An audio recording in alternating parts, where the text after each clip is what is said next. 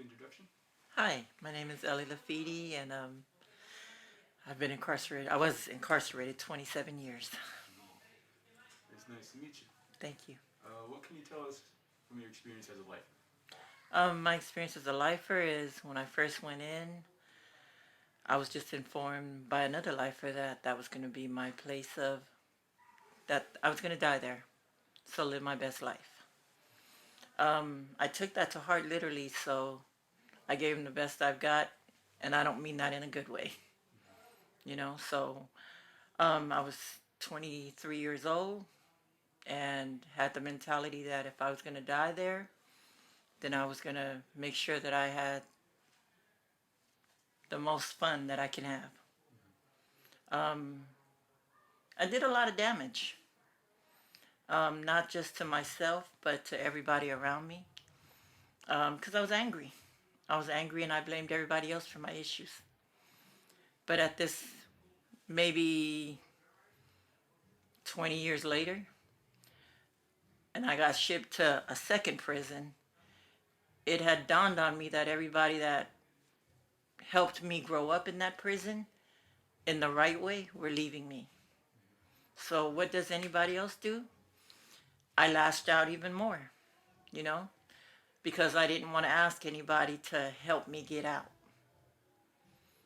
Because when you go into prison, not even just as a lifer, when you go into prison, you put up this image.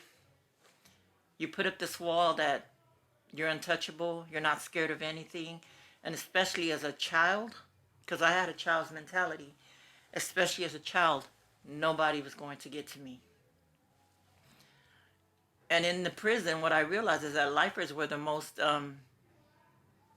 fearful. People were scared of them just because of that label lifer. So in that aspect, we got looked at differently. We got treated differently.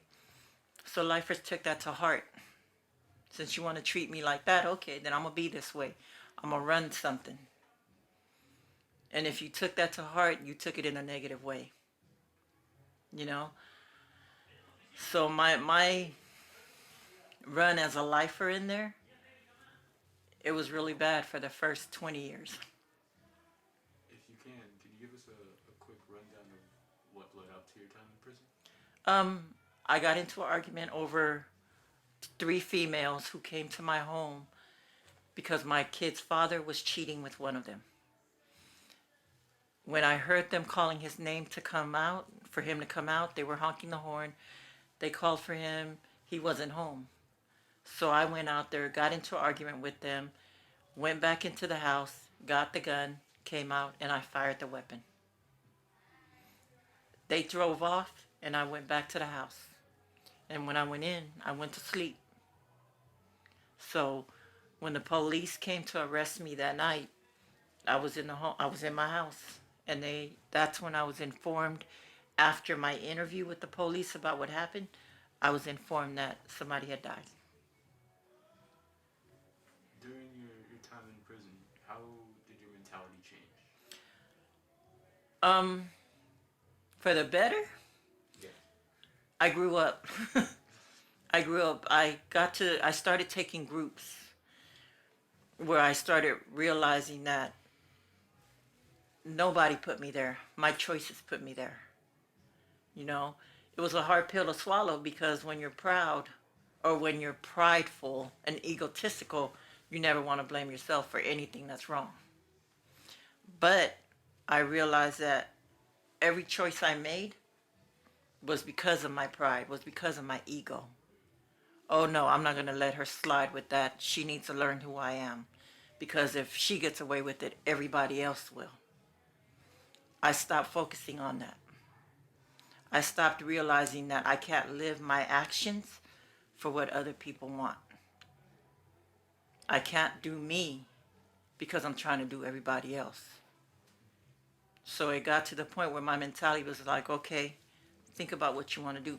I had to set intentions. I started going to groups, healing trauma, because that's what I realized is that I did have a lot of trauma. Didn't know I had it because I thought my life was cool. Everybody else's was messed up. But when I realized that my trauma coming from growing up, my family, people around me, my schools, church even. Those were all traumas that were piled on upon me. And when I learned what that word was, I learned how to figure out what I needed to do to get me right. And that was dealing with my trauma. Those are their issues, not mine. My parents' issues, I was a kid.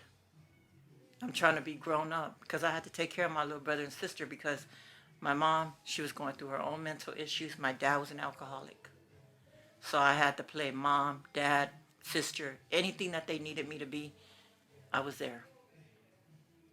Did you meet Nane when you got out or when you were in prison? I just met him today. I just met him today, and he is a cool dude. Have you heard of Barrios Unidos before? I have. I have. I've heard it through ARC when they were inside, and I started going to lifer groups and everything else. I heard about United Barrios, you know? And I was always curious about it, but I was so involved in doing other groups and everything else that I never had the time to focus on what is it about. But I heard a lot of good things about it. Now that you've seen what we do here and you've seen our HQ, what is your impression? I love it. I love it because in all reality, when I got out, I always said, oh, I'm not dealing with people I've been in prison with. You know, I got to get my life together. But as I sit here now, I can honestly say I do need my people that I had in there. I do need people that understand where I came from. Because when I try to talk to somebody that has never been incarcerated, doesn't even know anything about the system, they think that I'm just crazy.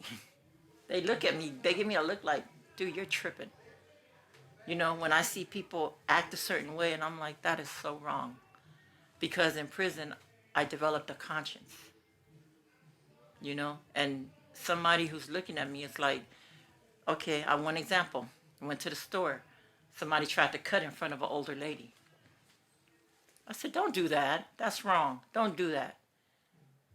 And she gave me this look like, I said, don't do that. That's an elder. And it's just wrong of you to cut. Where's your integrity at?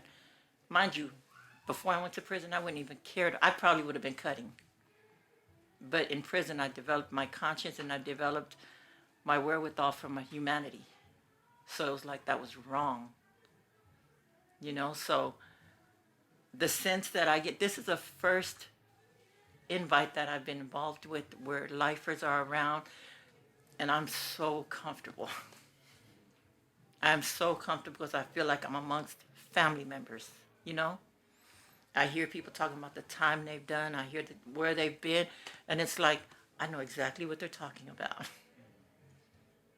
You know, so I love this. I love this get together, and I'm humbled and honored to have even been thought of to be invited here.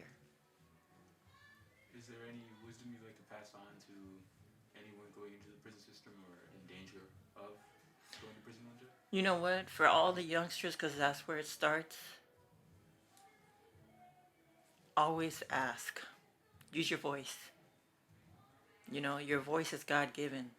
When you're hurt, if you don't know how to talk about it, find somebody that you are close to or that you feel you can trust and just let them know something.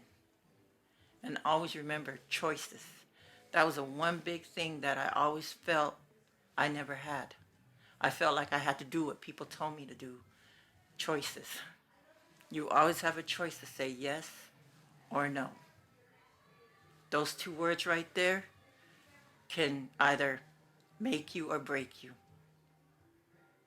So, choices.